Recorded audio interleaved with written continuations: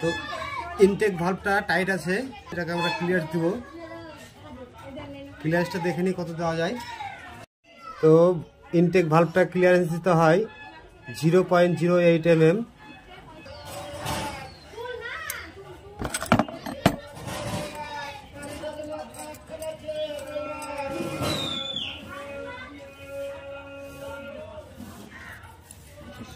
এটা যাওয়া আসা করছে, দেখুন এইভাবে ক্লিয়ারেন্স দিতে হবে।